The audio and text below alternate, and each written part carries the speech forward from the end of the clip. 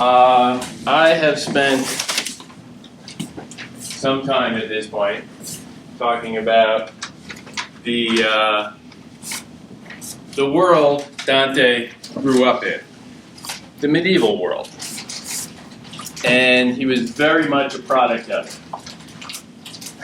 This is his design of his world.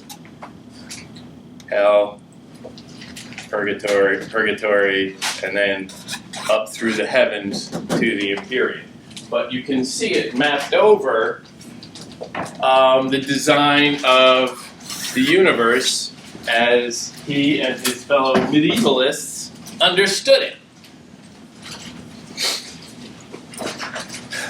Concentric spheres surrounding the Earth, kind of like Russian nesting dolls,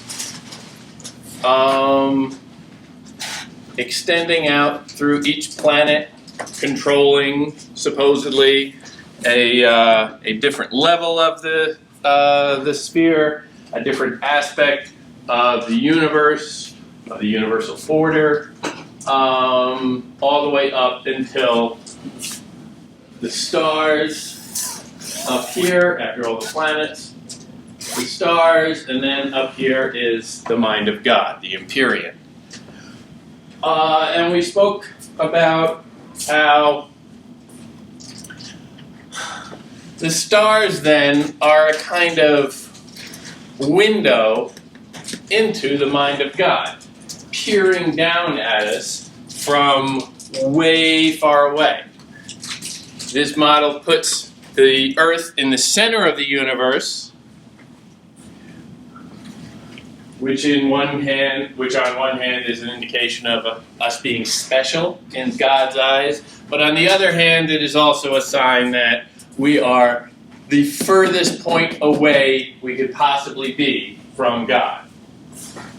God loves us and thinks us special, but he really doesn't want to live near us.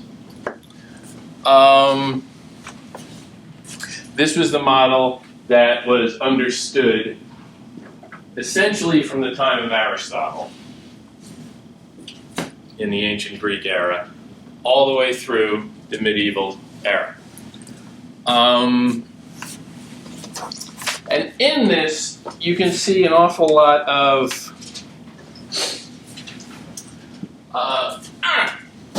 that's going to be annoying. You can see an awful lot of, there we go. The ornateness of this design. It's a very complicated design, partially because they were trying to factor in an awful lot of data as they're observing the movements of the stars in the sky. They're trying to factor in all of this data into an imperfect model, so it was confusing to them. And a lot of highly elaborate systems of understanding it started to evolve. Here you can see, as the planets and the stars are commanding different aspects of reality, this is where we get modern astrology. As if something that has been around with us since the medieval era could ever be modern. Astrology is just one more way of trying to read the reality you see. Another key for saying, well, this is what I think it all means. If I can figure out how the heavenly bodies are moving, then maybe I would have some idea what's on the mind of God. But the fact that there was no logic to it as far as they could see or really understand, it was so bewildering that drives a continual message that the mind of God is off limits. We just cannot fathom it.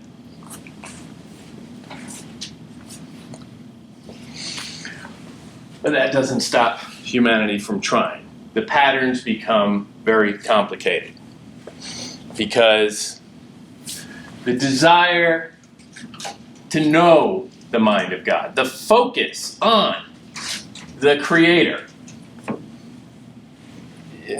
dominated the entire culture. One of the great developments contemporary to Dante, the cathedral in France named Chima. It was constructed, it was really only finished like a generation or two before Dante was born.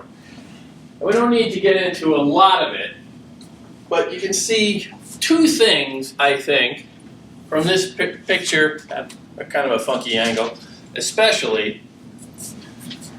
You see classic Gothic angles pointing upward. Repeated spires pointing up, raising the spirit and the attention to God in the heavens. This indicates a level of devotion and a level of instruction. This is where you should be thinking. Not down here. This is for, this is a place of sin. Keep your attention focused on heaven above, the afterlife. The other thing, however, I think this shows is that, look at the enormity of this. Again, this photo is a little bit deceiving from the angle, but this is a massive undertaking. Just in terms of building projects, it was huge.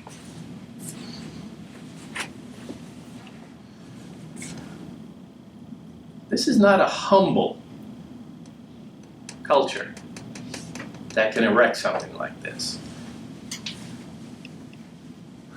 The creative imagination that says, we need to build a structure in devotion to God, but we need to do it in a massive way.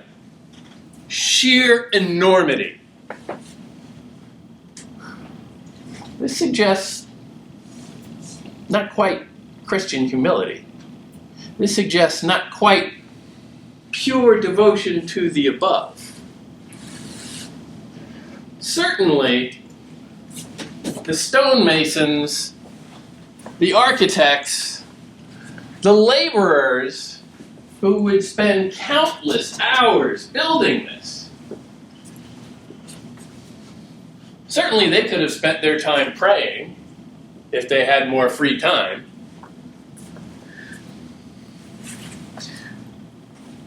But somebody deemed this project worthwhile. Something on earth that would not replicate, but perhaps suggest the enormity of God. It's not quite all devoted to the above. Now I want to take another look back at Cimabue and just try and chart where we are and where we're going. We spoke last time about the irregularity of that pose of this portrait, how it's not quite recognizably human. There's something bizarre and otherworldly about it, something quite unapproachable, because it's just weird. This is Giotto, a generation later, friend of Cimabue.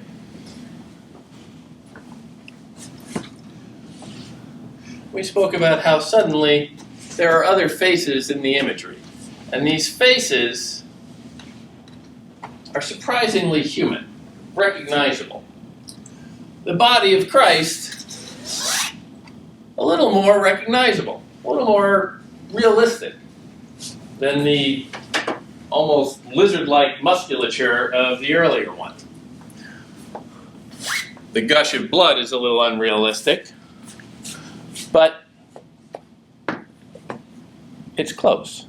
It's getting more recognizably human. Crucifixes were one thing. The Madonna is something else again. And the Christ child.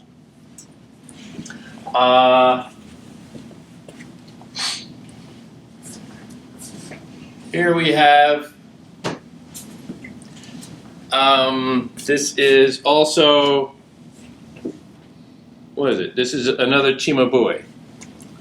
And you can see the hallmarks of medieval art, the weird plate-like golden halo behind the head. The face is bizarrely knowing and middle-aged, quite frankly. The hands are very delicate and suggest a posture that is in no way an infant.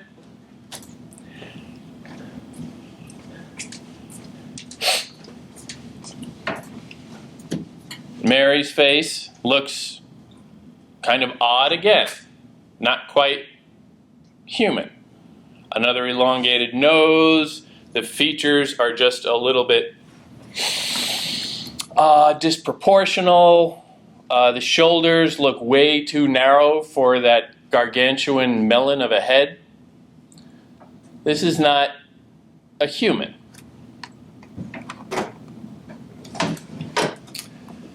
And of course, one of my favorites, this is Giotto with another Madonna and Christ child. One where you can see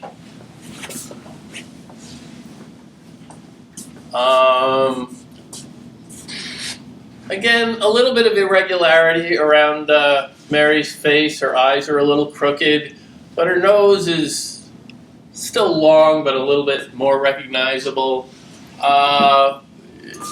Christ looks like a 40-year-old man. He has a little bit of a widow's peak. That little face looks, I always think, like the 1930s and 40s gangster actor Edward G. Robinson. It's got the halo around him, and you can see the unearthliness of the posture in that this child is not a normal child, because what mother can just sort of hold the child there as if it weighs absolutely nothing? To any of you who have ever held a child who, I'm going to guess, not quite 40 perhaps, but judging by the body fat, this is a very long arm by the way, judging by the body fat, you're dealing with a kid who's maybe about 8 months old. That kid is probably weighing in somewhere, maybe 15 to 20 pounds at this point, depending. She must work out because she is showing absolutely no strain under that weight. It's just a little bit unrecognizable.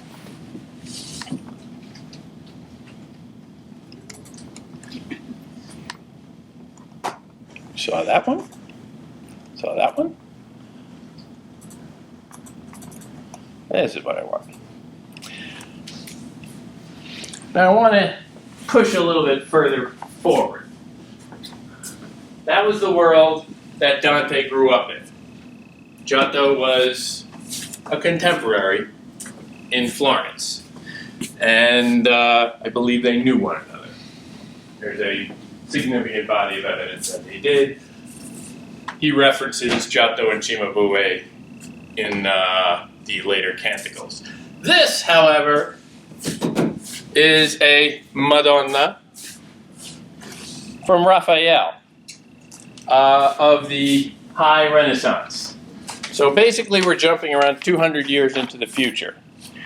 But I just want to give you a sense of where it's going. the irregularity is largely gone. This kid looks like a kid. The Christ child has these wonderfully chubby little legs, which I love at that age, before they learn to really crawl or scamper, so they can't burn off any of the weight that their overprotective parents keep jamming into their face every day. So they just become little pudge balls. The little double chin there, adorable. Mary has the same sweetly benign smile on, but her features look real. And here she seems to be sitting down as any mother of that child or a child that size would. Because holding a child that size, especially a little fatty like this guy, is going to hurt your lower back. The proportions are realistic. The proportions are recognizably human. This is how people look. And if you didn't know that this was Mary, Mother of Christ, and the infant Jesus himself, it could be a portrait of anyone. There is no halo around either of them.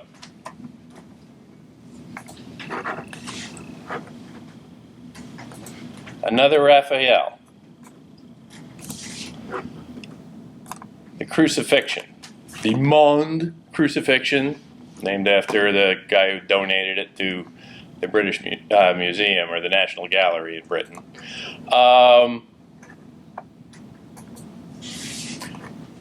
Take a look at this musculature and these features. I don't mean to really focus too much on that. How do I get up there? All right, well, I don't want to look at Christ's crotch too much, but certainly, you look at the arms, you can see what looks like human muscle. You look at the abs, he works out, but he's not insane about it. 3 times at the gym a week, tops. Everything about this, even his face, as calm as it is, he might be dead at this point, suggests a human being.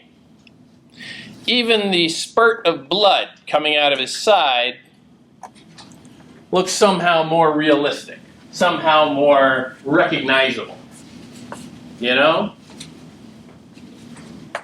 When I was younger, I spent a little time working in an emergency room, and that's what blood looks like when it comes bursting out. What you were doing? I was just processing papers. Nothing fun. No, where'd it go?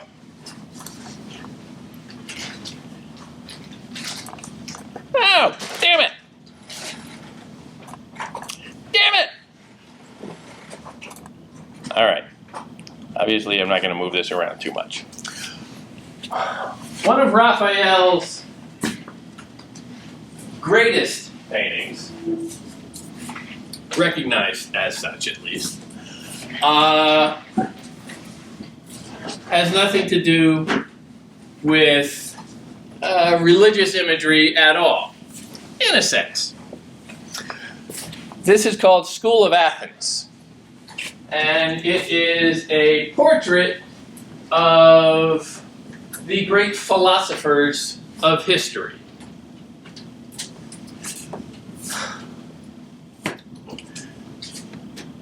Here you see the philosopher Socrates, or some people say it's Plato, who is pointing up because Plato and Socrates, his teacher, told us all to focus on the ideals. We should make decisions in life based on abstract ideas. That's how we should live our life, with a regard to the eternal. Standing next to him, in a kind of counterpose, is Aristotle, who is making this gesture, holding out his hand, gesturing downward, saying, no, no, no, no, no, no, no, no, no. You're wrong. You're not supposed to focus on something abstract up there. We don't know what's up there. Focus on Earth. Focus on the here and now. Keep your eyes on the ground. Focus on reality. That's the center of this. And you can see it through a series of arches that bring your eye right to the middle of the painting. That's where all the drama is happening.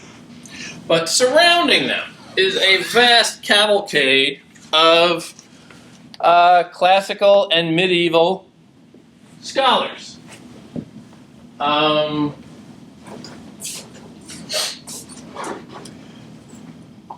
You can go online, look this up, and play the little guessing game as to who is who. I think this is Pythagoras working out a little his little theorem with circles or whatever. But the point is, this is a thoroughly classical rendition of greatness. They are celebrating the development of the human mind, the greatest achievements of the human mind. This is the all-star team of human civilization in terms of philosophy.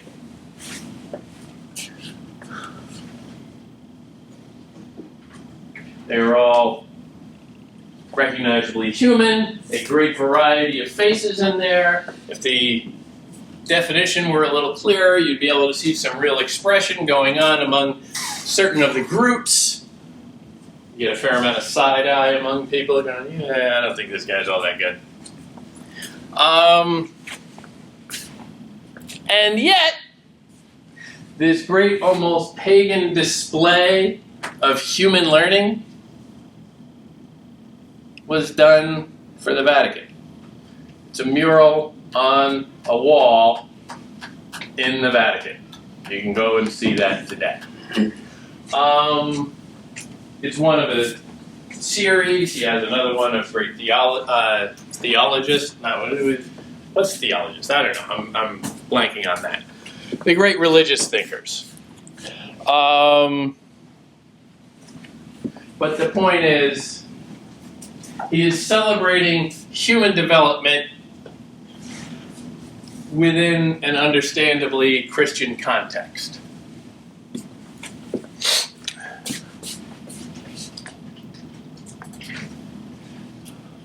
Michelangelo's David. Michelangelo was a contemporary of Raphael. Raphael, Michelangelo, and Da Vinci are generally considered the big three of the High Renaissance. Let me see, actually. Just for inside baseball, this figure right here, the little malcontent who's not talking to anyone, looks a little grumpy and unsociable. This is supposedly modeled on Michelangelo. A little cranky. Didn't get along well with people. His David, however, takes the story of David and Goliath, famous from the Bible, Judeo-Christian tradition. Here you have David confronting Goliath. David sizing up the challenge before him. Now, let's say a Hollywood producer was going to bankroll this statue. And he said, Michelangelo, damn, you're one of the best sculptors in the world. Everybody knows this. You're a genius. You're a star, baby. Okay, you want to do a statue of David fighting Goliath? This is great. I see lots of action, lots of things going on. I got a big monster. You got punches, you got wrestling, you got physical struggle. It's going to be fantastic. Great. Show me that. And Michelangelo comes back with, no, I'm going to take that moment of the big fight, and I'm just going to rewind it a little, and I'll show you like the minute before.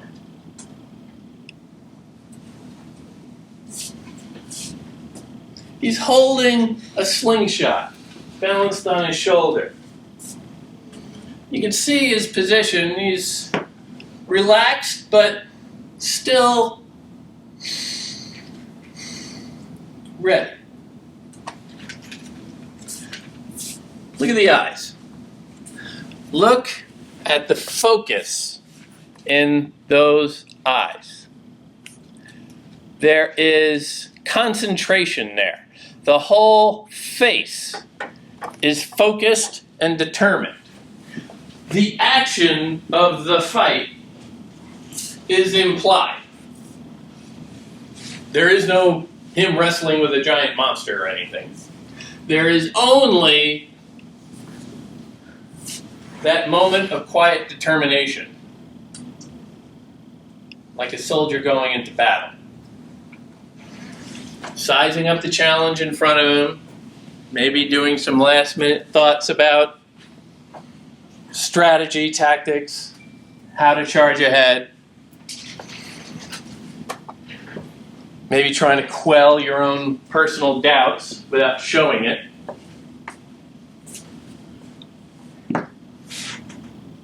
But it's that moment of very human drama. This isn't David the hero who had just fought and killed the giant. This certainly isn't King David, whom he would one day become as the leader of the Israelites. This is just a boy. But it's idealized. It's idealized. Yeah.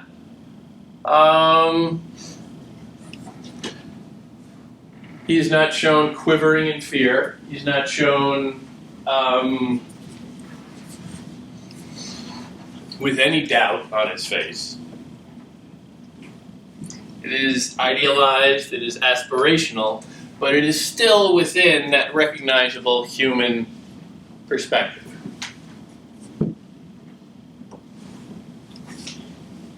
He is just a boy, a young man, late teens perhaps.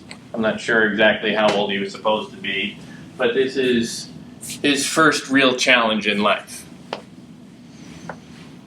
It's something everybody can understand. It's not a huge drama at this moment. It's a boy standing up for himself for the very first time.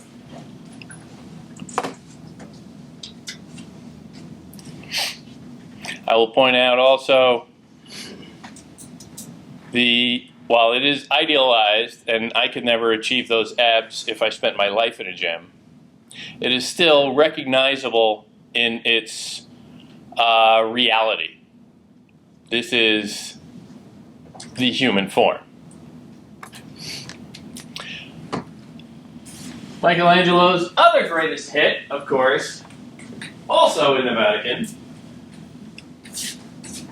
the ceiling of the Sistine Chapel. An enormous panorama of biblical scenes. The drama of the Bible laid out in successive and interlocking panels. All of them emanating from this one, the creation of Adam. Now, I don't want to get too into this, but I'll point out just a couple of things about this. One, again, somewhat idealized, a little beefier. You know, Adam's a little bit more of a linebacker. David was more of a sprinter. Very realistic musculature, though. very recognizably human. And I will point out the figure of God. Very recognizable musculature, recognizably human down to the toenails.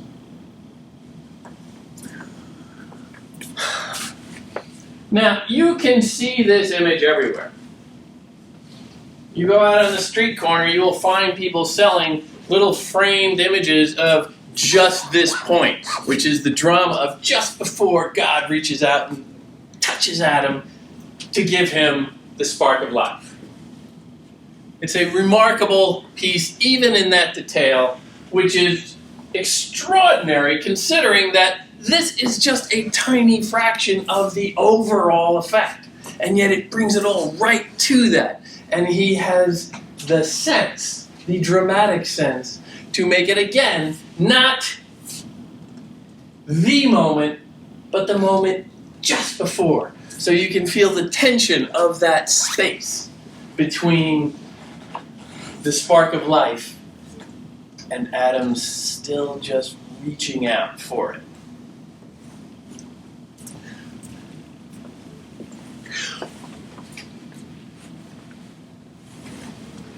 But let me just suggest one other thing that I think is valuable here. Now here, God is coming in with several other minor deities. He's clearly, I'm not sure what's going on with the whole thing, honestly, but he is clearly God. You can recognize the authority and the strength in that, the vibrancy, the command. Why blue though? What? Why is his hair? Why is his hair blue? I don't know. Stands out more against the red. What I find really fascinating about this, though, especially in terms of where Dante is headed,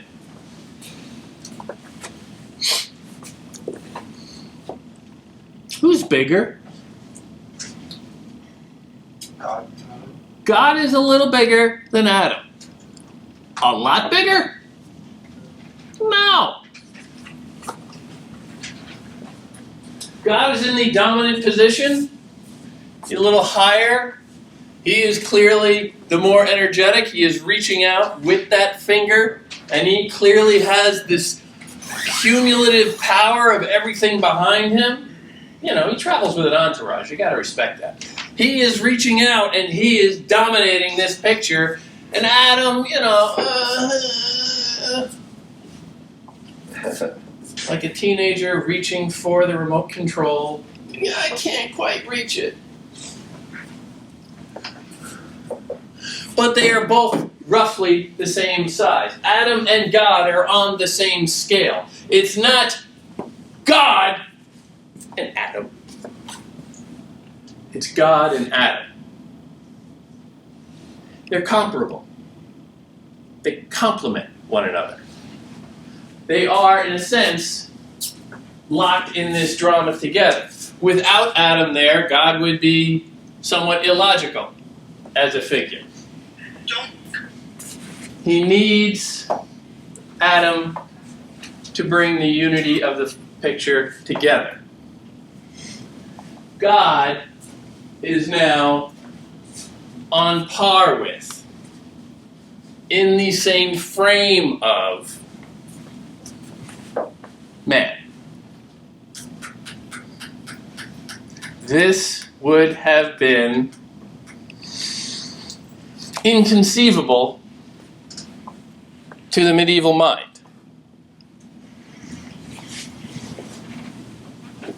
Remember the patterning that we saw, the Islamic patterning, wouldn't even show an image at all.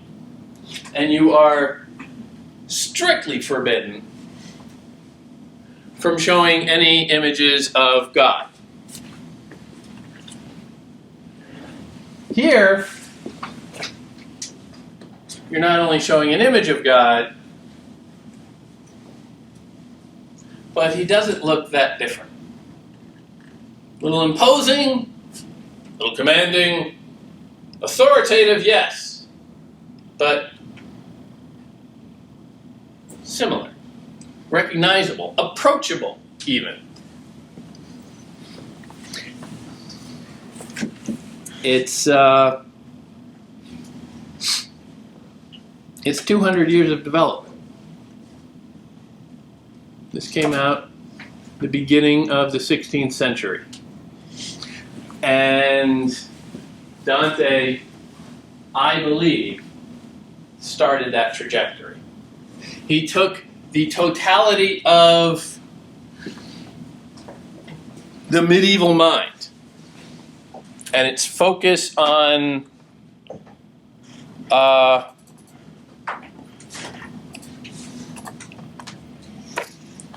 the indescribable, distant, yet visible presence of God. And by daring to imagine what was going on in God's head, he put humanity on a path to assuming they knew what was going on in God's head. And that's Dante. Now, I just want to spend a little bit of time going over some of the remainder of Inferno, and then we'll move on accordingly from there. We left off, I think, on Canto 19, and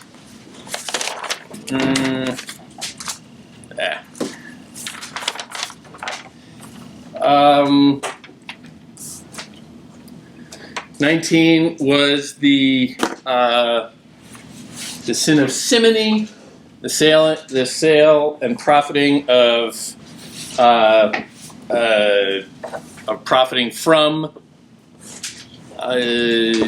religious benefit.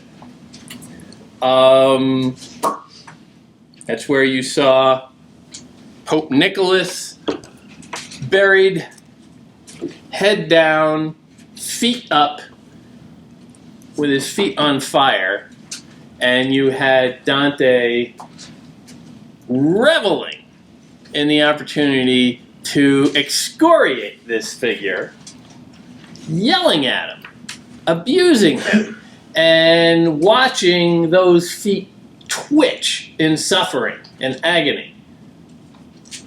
And I suggested last time that this was an indication of Dante being a little too enthusiastic about somebody else's suffering. He had lost the capacity for pity at this point, or seems to have. Earlier in the poem, he had been whining to Virgil, saying, you know, how can you not pity these people? Why can't we stay and help them? Is there anything we can do? Or can't we show a little bit of consolation to them? And Virgil sort of smacks him down and says, no, these people chose to be here. These people don't deserve your pity. So he went from that somewhat compassionate soul, and over time, he has coarsened a little bit. You can see this as him getting a little cranky all of a sudden. It's like, wow, that speech where he's ripping into the Pope and watching his words increase the suffering of that individual. He is giving in to a baser instinct than he had earlier professed to have. And in so doing, he is telling, or he is showing us how seductive that can be. When you read the lines of him ripping into Pope Nicholas, whom Dante would have you believe was a truly corrupt figure, it's sort of fun to watch him tear the Pope a new one. It's fun to see somebody who's really good at ripping someone apart. It's fun to watch that. Social media is based on this, for God's sake. You watch a pile-on, and sometimes it's fun to just scroll through your phone and say, yeah, that was a good one. Oh, he really got the best of that guy. That instinct, that animal mentality is something Dante is suggesting you need to watch out for, because that's how sin begins. Giving into your own minor impulses at first.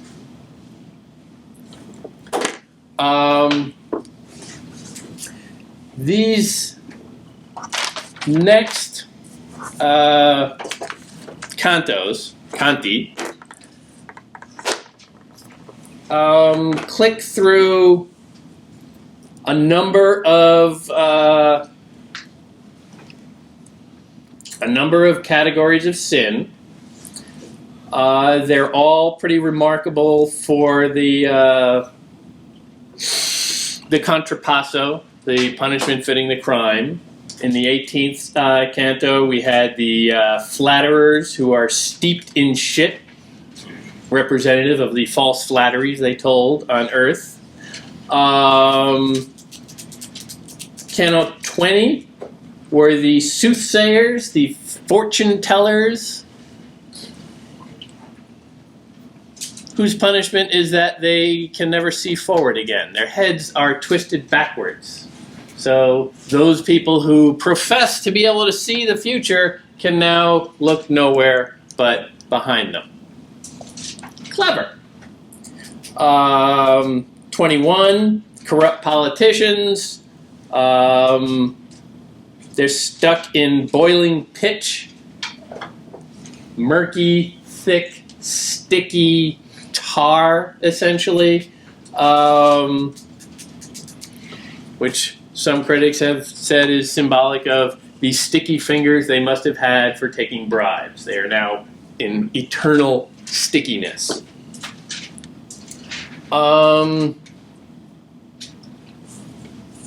The end of 21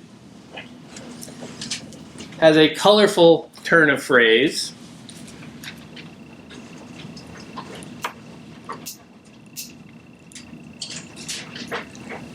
It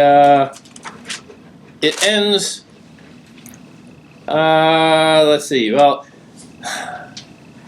the sinners turned along the left bank in a line, but not before they had formed a single rank. A rank is a sign of a military parade. And stuck their pointed tongues out as a sign to their captain that they wished permission to pass, and he had made a trumpet of his ass. It's not uncommon in ancient literature to find fart jokes. It's a little less common in the medieval era, but they're there. And here you have a particular use of it, because he is showing an inversion of style. You have what is a kind of martial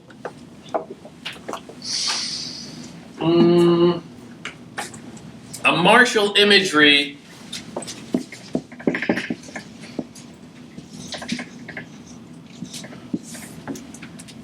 which is considered a very high style.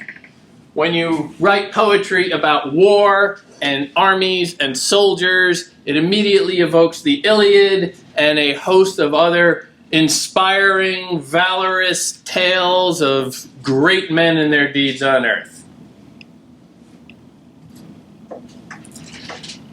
But then you take that and you twist it and you make it corrupt with a fart joke, which I think we can all agree is fairly low style. So here he's mixing these two things together. Just like we have seen Dante trying to bridge gaps. Bridge the gap between the classical world and the Christian world. Between an ideal world and a practical world. A personal vision and a realistic universal vision. The political, the individual. The local and the global. Always, always bridging these opposites. Or trying to. Struggling to bring them together to make sense of his world. Included in that is the sense of high and low style. I've spoken about, he was very concerned with rhetoric, with the use of the common vulgar tongue, Italian, as opposed to writing in Latin. One of the books he wrote, one that he ultimately quit writing, but he wrote quite a bit of it, and it is called De Vulgare Eloquentia, on the vulgar tongue. And he makes an argument for Italian being a suitable language, even though low, a suitable language for writing about high stuff, glorious exploits. And to complicate that matter further, he writes a book celebrating Italian, he writes it in Latin. Always struggling to bring together these opposites. So here you have high and low.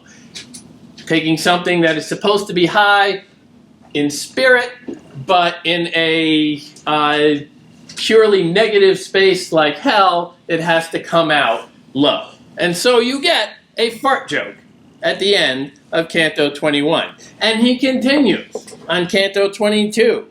I have seen horsemen breaking camp. I have seen at the beginning of the assault, the march and the muster, and at times the retreat and riot. I have seen where chargers trampled your land. Oh, Aretines! I have seen columns of forgerers, stocks of tourney, and running of tilts. I have seen the endless lines march to the bells, drums, trumpets, and from far and near. I have seen them march on signals from a castle. I have seen them march with native and foreign gear. But never yet have I seen horse or foot, nor ship in range of land, nor sight of star, take its direction from so low a toot. This soaring imagery of heroic, patriotic fervor, and the ends, again, in a corrupt image of a fart. You can see what he's doing, trying to bridge these gaps, pull these worlds together.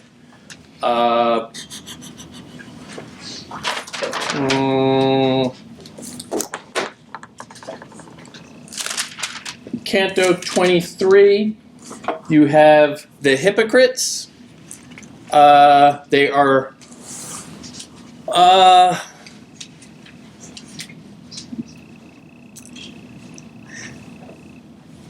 are weighted down with great leaden robes. They are all almost, not all, but mostly monks and religious figures who are used to wearing robes, like Benedictine monks, as a sign of their vow of poverty. But of course, for Dante, he sees the corrupt ones, those who again would be perhaps profiting off of their office.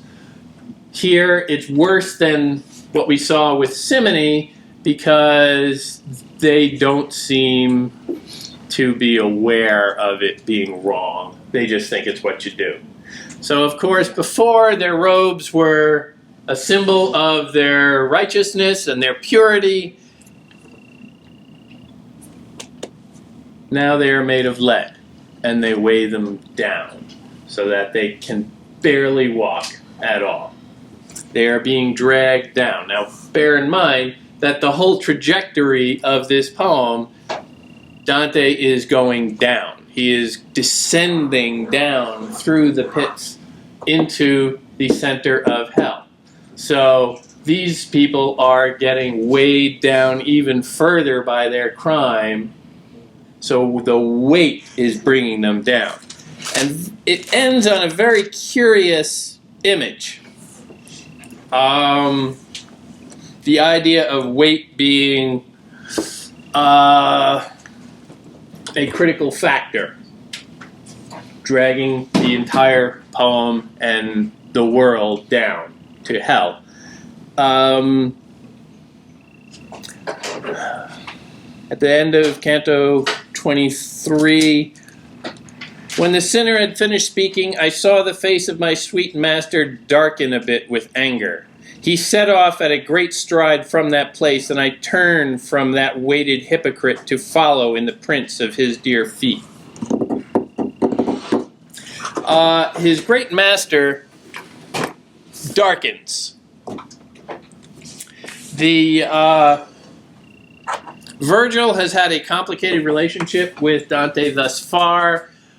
We've seen how Dante and Virgil can be a little cranky with one another. Virgil likes to point out that he is the superior poet. Dante doesn't really want to play the student forever. Dante has ambitions beyond him. Dante does, after all, make Virgil exist in limbo and not get scooped up out of hell into at least purgatory like some others. So there's a little bit of a passive aggressiveness in their relationship. And I'll just point out that I saw the face of my sweet master darken a bit with anger. Anger. He has been supposedly the image of reason and composure for this whole journey.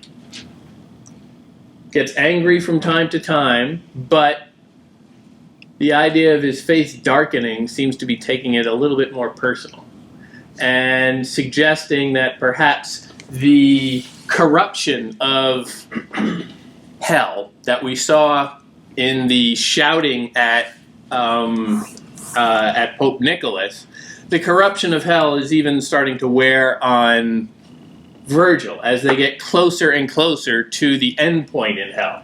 It's getting darker, literally. And Virgil makes prints in the ground to follow in the prints of his dear feet. Now, at several times throughout this poem, we have seen the effect of weight. It's been referenced a couple of times. When Virgil and Dante come to the boat for Charon to go across the river Styx, I think it's the river Styx, not sure, and the first indication to Charon that Dante is still living is when he steps in the boat and it suddenly rocks a little bit. Virgil is a spirit. Virgil is a soul. Everybody who goes through that world is just a disembodied soul. Dante is a human being, still living with his body, and he weighs things down. So when he steps into the boat, it sinks a little bit, and everybody goes, "Whoa, what is that?" And there have been a couple of references throughout. Here is the only reference I know that it's a little unclear what his dear feet is referencing, because it could be the weighted hypocrite, meaning the sinner that they were speaking to. Or is the weighted hypocrite in this sense, because the last individual that was being spoken of in this sentence is Virgil. Is Virgil suddenly a weighted hypocrite? Is Virgil suddenly making a bit of an imprint in the ground, weighted down by his own corruption. It's not certain.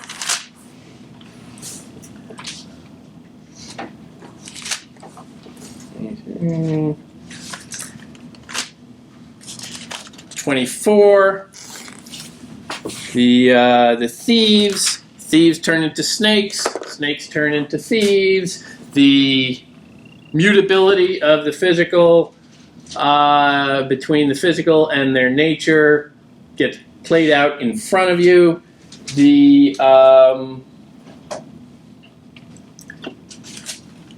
It ends with another prophecy of Dante being and of the exile that Dante is going to have to face.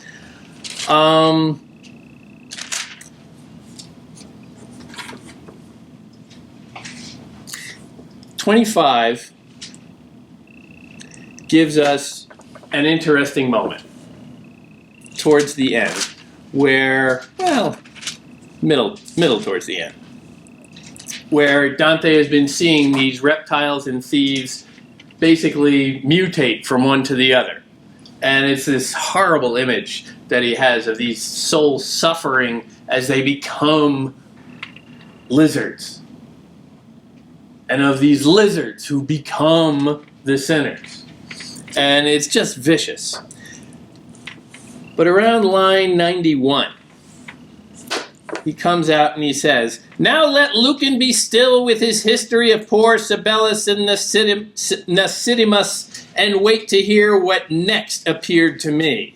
Of Cadmus and Aruthasa, be Ovid silent. I have no need to envy him those verses where he makes one a fountain and one a serpent.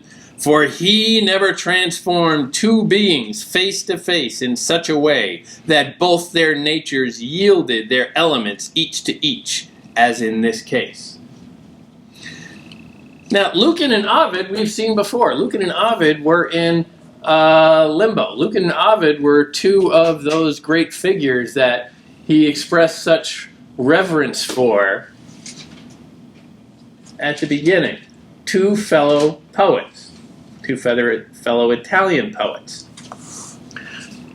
And while there, he seems to have been sort of like, the humble student saying, "Oh yes, I've read all your stuff. I'm a big fan, big fan. It's just an honor to be here with you guys."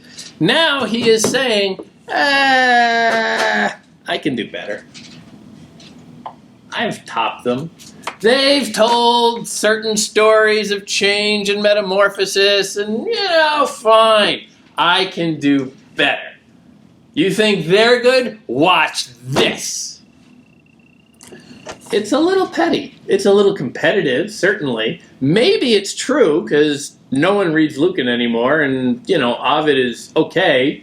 Ovid's great, honestly, but he's not as popular as Dante to this day. The complacency of Canto 4,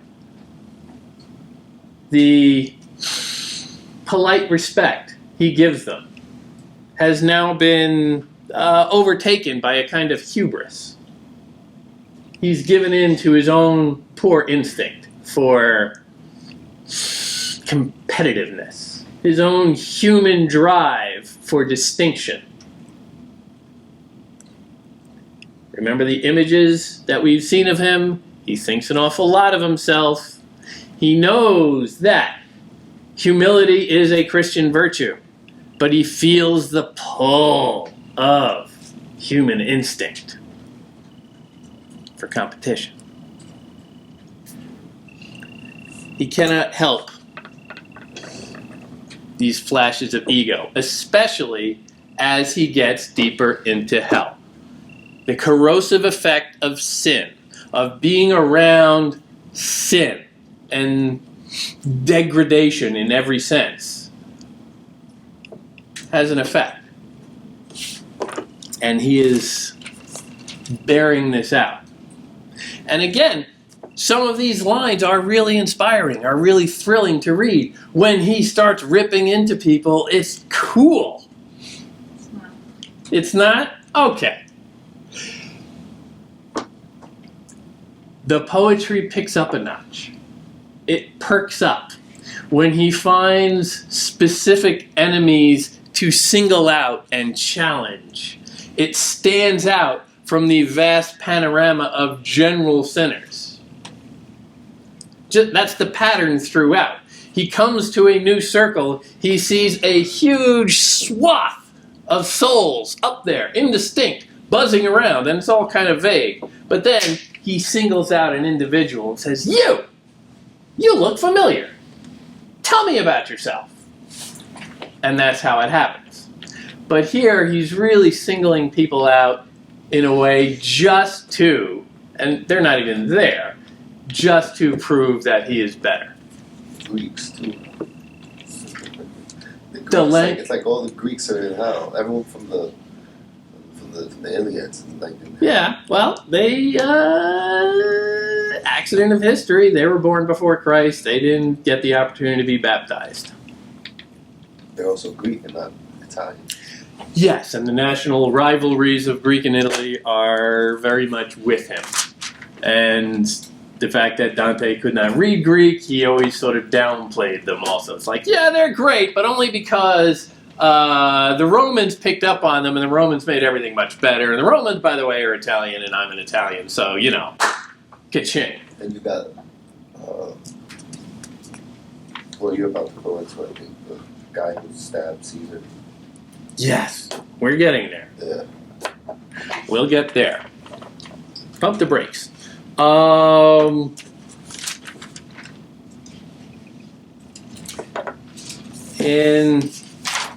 then we'll take a little break.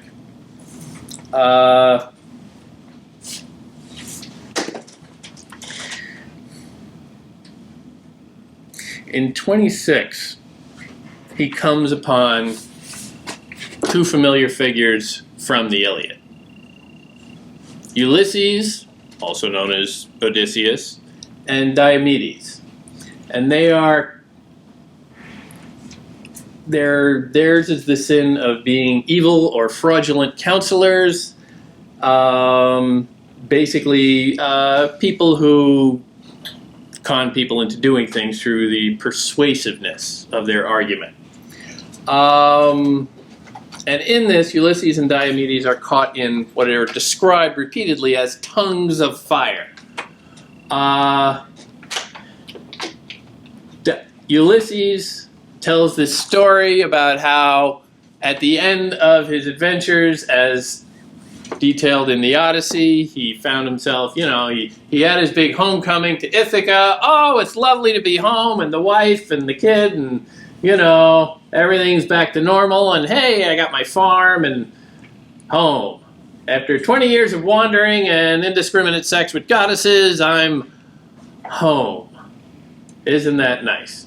And he gets bored, and he goes down to town, and he finds a bunch of sailors sitting around, probably drinking, doing what sailors do when they're in port, and says, "Come on, guys! We were not meant to sit around here like a bunch of mopes. Let's go out. Let's get a boat, and let's just go chase the sunset. Let's go seek adventure."